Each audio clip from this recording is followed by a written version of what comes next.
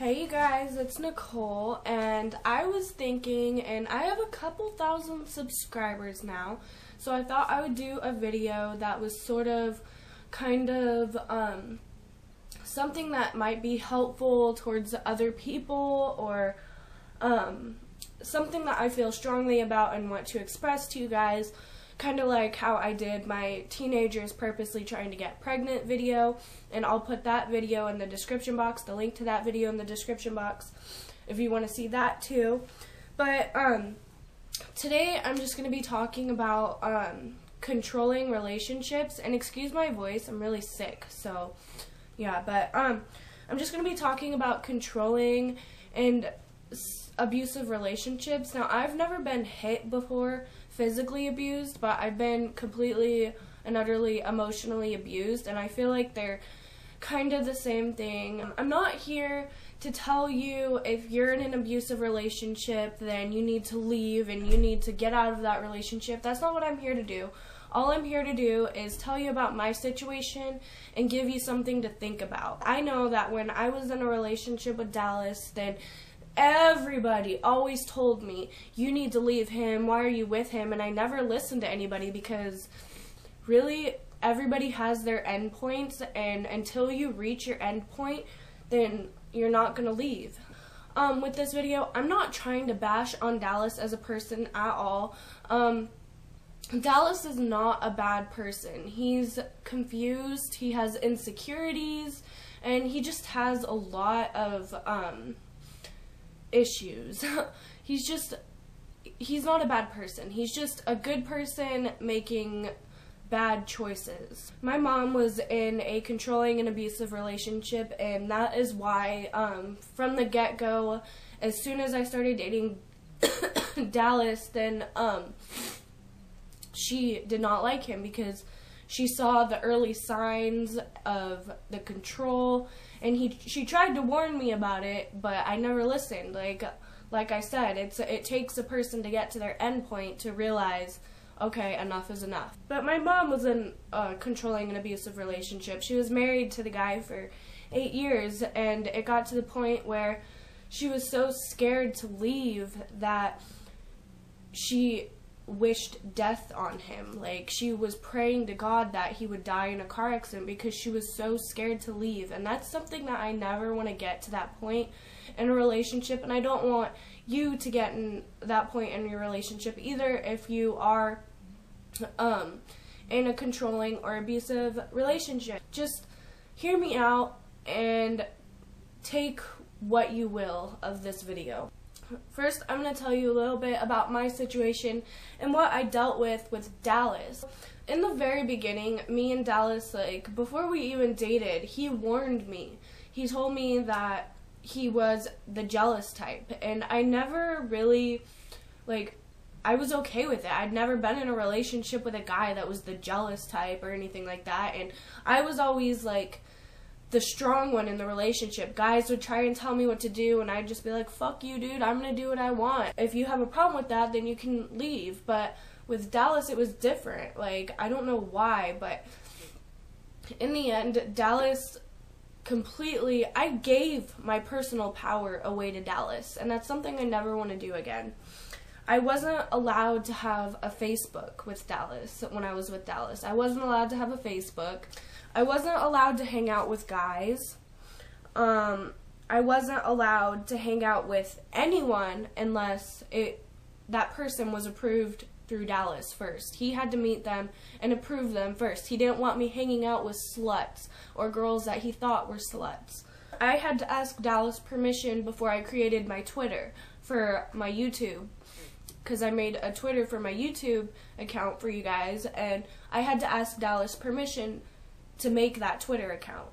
I had to tell Dallas before I left anywhere. Even if I was just going down the street to the gas station, I had to text Dallas or call him and let him know that I was leaving the house. And if I didn't, I would be in deep shit. I wasn't allowed to have any guys' numbers in my phone, and I wasn't allowed to have any unknown numbers in my phone. Maggie at this time did not have a phone, and she would always use my phone to call her friends or, you know, talk to her friends. And if her friends' numbers were in my phone and they weren't saved as names, then I would get in trouble. Dallas would freak the fuck out. He'd call them, and he wouldn't even ask questions. He would just say, don't ever fucking call this number again. One of my biggest things that really fucking annoyed me was if I was talking to somebody, like say somebody was over here talking to me, and I was having a conversation with somebody, Dallas would just come up, interrupt that person, and start talking to me, and if I didn't look at him, he would grab my face and make me look at him, and I was not allowed to have a conversation with the person I was just having a conversation with. I had to give my full attention to Dallas, and if I tried like listening to the other person that was trying to talk to me, I would get in trouble.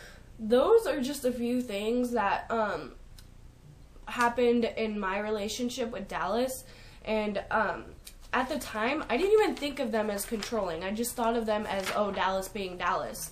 And now that I think about it, it's like, fuck no. I'm never going to let anybody ever treat me like that ever again. Because it got to the point where people were always coming up to me and being like, dude, why do you let him treat you like that? You deserve better. And I was just like, whatever, it's okay. Like, it may bug you, but it doesn't bother me. And that's a problem because I got so used to being treated like that it became okay for me to be treated like that. I became okay with being treated like his fucking dog.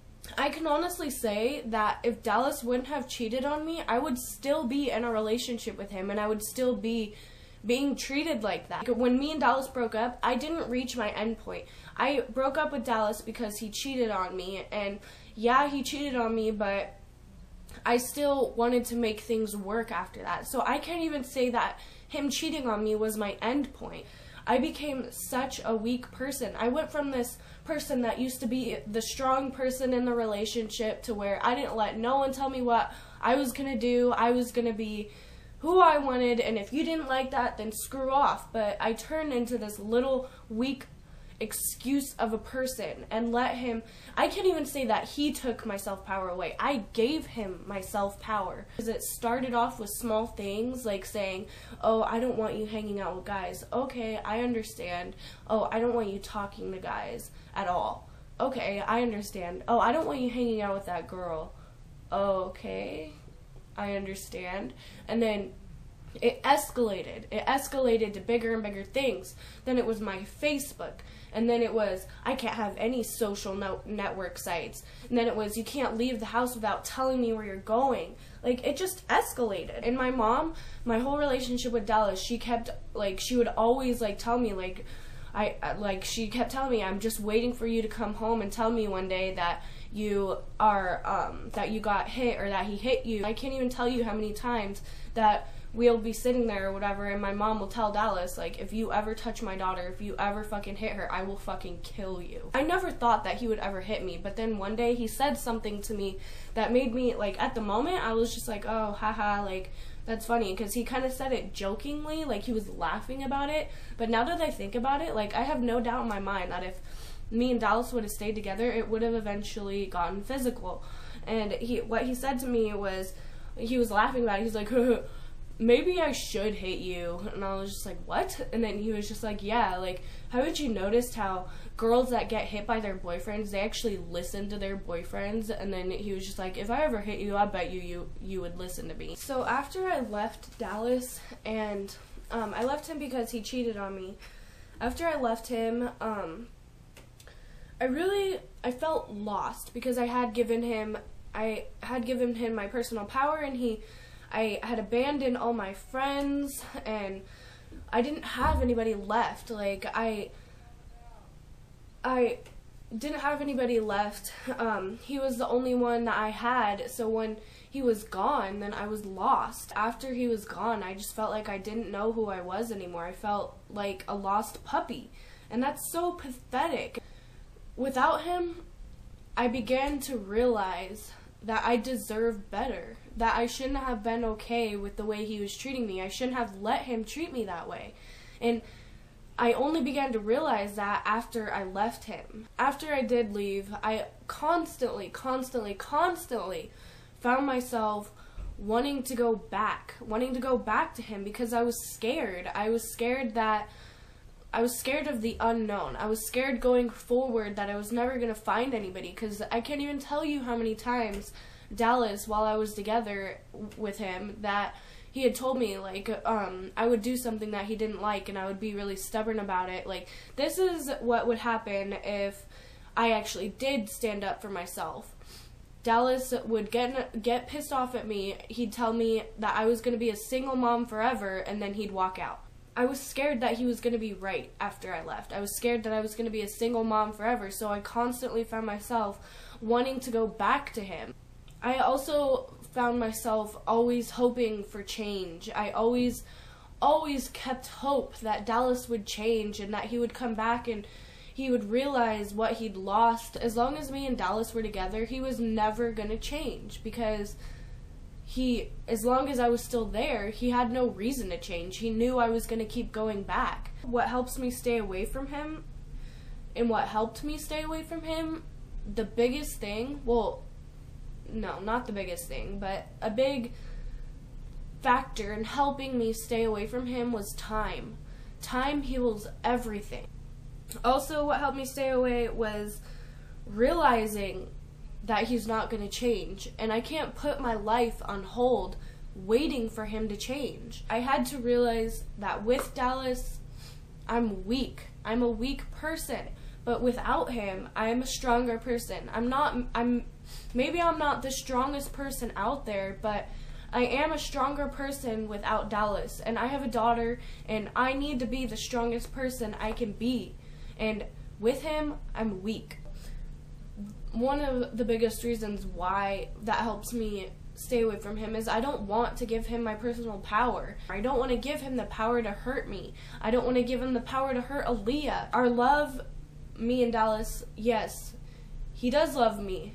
Yes, I do love him. But our love is conditional. Love is supposed to be unconditional, no ifs, ands, or buts. And I kind of think of it as like a dark tunnel moving on from Dallas. I feel like Dallas is at the end of the tunnel, and my future is at the other end.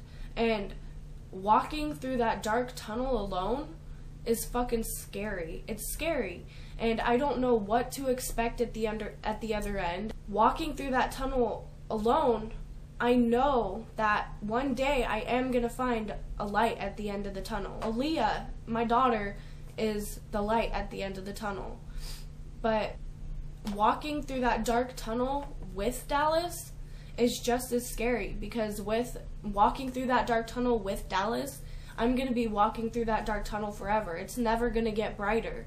But without him, if I can just get through the hard times and I can get through this rough patch, there is going to be a light at the end of the tunnel. Aaliyah is the biggest reason why I stay away from Dallas, because Dallas has already proved to me time and time again. He promises me that he's going to come over to help with Aaliyah, and then he never shows up. And I can already see it, that if I go back to him, or if I keep that hope in my mind, then it's going to be just like when I was a little girl and my dad would promise me that he was coming over.